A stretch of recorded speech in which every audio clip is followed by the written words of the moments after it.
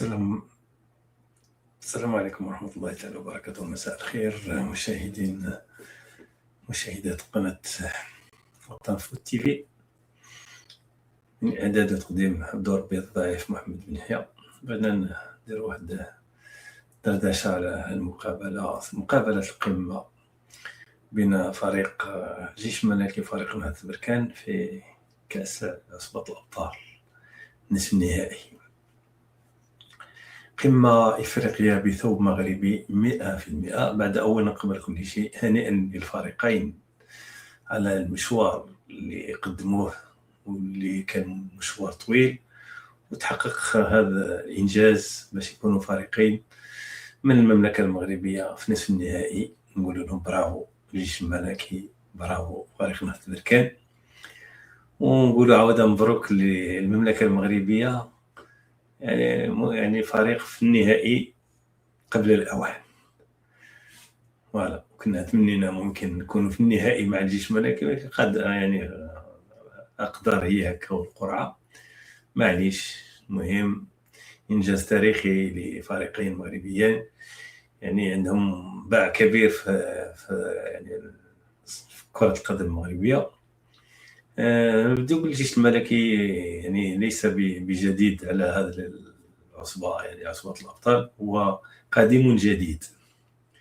إذا رجعنا شوية للوراء، ممكن سنة 1985 أنا كنت أتابع فريق الجيش الملكي آنذاك، ولأن كان يمثل المغرب وكان فيه نجوم كبار، وكنا كنحب بزاف هذا الفريق الجيش الملكي. كان تيمومي، كان تهامي، كان حليم، كان حسينة، كان حميد، كان صراحة يعني كانوا لاعبين في المستوى العالي. ودحان، يعني واش نقول لكم، كلهم نجوم. الغريسي. وكانت واحد المقابله اللي اول يعني فريق الجيش الملكي فاز بهذا اللقب عصبة الابطال في 85 على واحد فريق من الجزائر، من إيبا، اللي كانت اعتقد مقابله الذهاب في الرباط انتهت ب5-2. كانت حصه ثقيله وكانت أهداف كثيرة، 7 الأهداف في المجموع. وفي المقابلة الإياب في كينشاسا في البرازيل، في الجزائر، كان الفريق الجيش الملكي تعادل 1-1.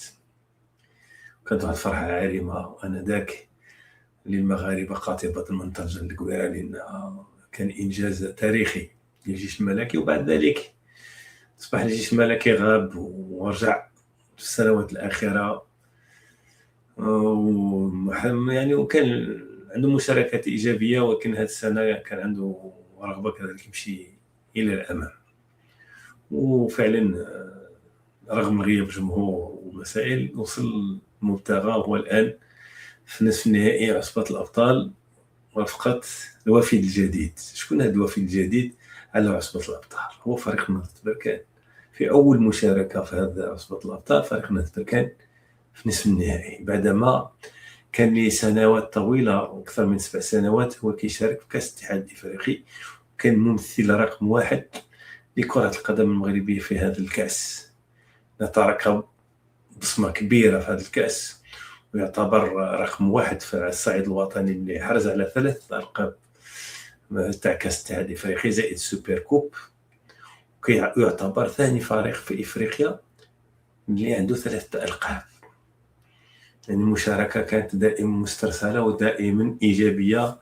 يعني كان ضعف الإيمان نصف النهائي، وما كانش ينصفنا يعني القرعة ومسائل، ما كانش تنصفنا، لأن لعبنا مقابلات كثيرة خارج الديار، خاصة مع الفريق المنافس مثلا الزمالك. ورغم ذلك فريق نهضة بركان حقق إنجاز تاريخي في أكثر من 50 مقابلة داخل الملعب الرعب في مدينة بركان، لم يهزم في مقابلة واحدة، رقم قياسي عالمي. وهذه السنة في أول مشاركة في عصبة الأبطال، هو الآن يبصم على مشاركة رائعة لكرة القدم المغربية. السبب في ذلك الآن هو متواجد في نصف النهائي، وبفريق صراحة فريق نهضة بركان هذه السنة عانى معاناة كثيرة. لماذا؟ أنا برافو، نقولوا برافو للسي الشعباني، اللي صراحة إلى جيغي يعني بهذا الفيكتيف وصلنا نصف النهائي، غنقولوا له برافو. لان علاش؟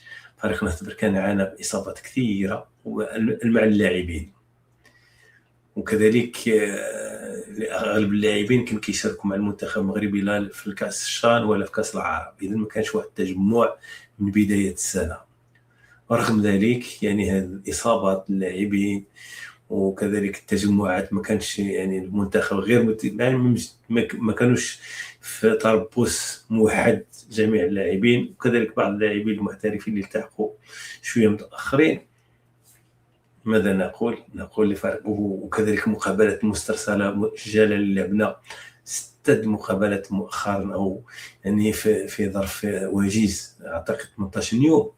برافو، نقول شابو للبركان البركاني اللي شرف كرة القدم المغربية أحسن تشريف في كأس الاتحاد الإفريقي، وفي أول مشاركة له هذه السنة هو الآن يتواجد في نصف النهائي رفقة فريق شقيق مغربي، فريق الجيش الملكي.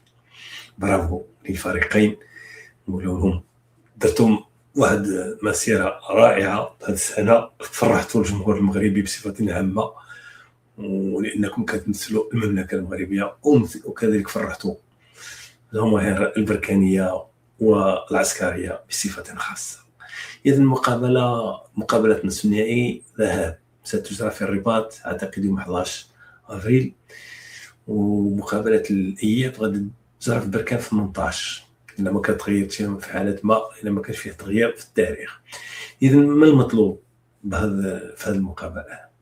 يعني المطلوب باش غنكونوا نسوقوا هذه المقابلة أحسن تسويق لكرة القدم المغربية، وتكون واحد المستوى عالي، وتكون الروح الرياضية كبيرة، لا في المستطيل ولا في المدرجات، بالجماهير البركانية اللي غادي تزور الرباط بكثرة، وكذلك جماهير الجيش الملكي اللي غادي تزور بركان في مقابلة الإياب بكثرة. نرحب بهم في بركان، والجيش الملكي والجمهور الجيش سيرحب بالجمهور البركاني في الرباط، لأن هذا عرس رياضي مغربي بطابع إفريقي، وبغينا نسوقه أحسن تسويق، ونشوفوا يعني مادام أن كرة القدم المغربية اليوم أصبحت يعني في القمة، إذا لابد ما نعطي واحد الصورة جميلة، ونتمنى الحكم اللي غادي يجي يكون في المستوى العالي، ونقدموا واحد الطابق كروي مغربي لإفريقيا وللعالم، يكون طابق جميل وجميل جدا. إذا نتمناو هذه المقابلة توفي يعني داك الشيء اللي منتظر منها، ونعطيو كما قلنا صورة جميلة في الروح الرياضية في المعاملة، ونتمناو يعني الجماهير البركانية وجماهير الزعيم يكون واحد التآخي، لأن كرة القدم هي والرياضة هي تآخي ووئام. نتمناو إن شاء الله تكون واحد المقابلة، وأنا بصفتي كبركاني أتمنى للفريق البركاني أن يكون في النهائي ويفوز باللقب، وكذلك أنصار الزعيم الجيش الملكي يتمنوا غيكون فريقهم هو في النهائي ويفوز باللقب.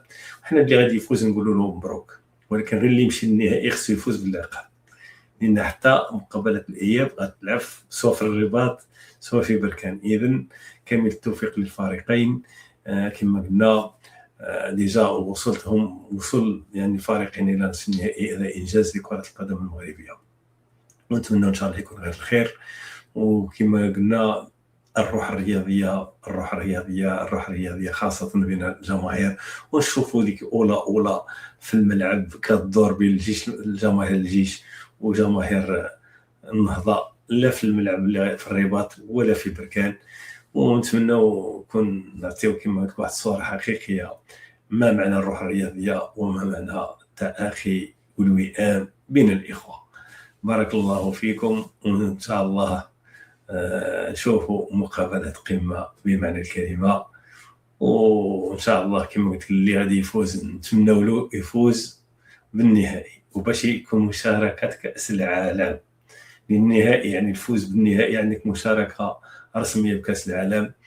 في حالة ما تغير كذلك يعني يمكن غادي توصل 48 فريق يقدر يمشيو حتى الفرق اللي غادي يكونوا في النهائي. المهم تحية للجميع، تبارك الله عليكم، تحية الناس اللي جماهير الزعيم ولجماهير البرتغالي، وتبارك الله عليكم، تحية للجميع.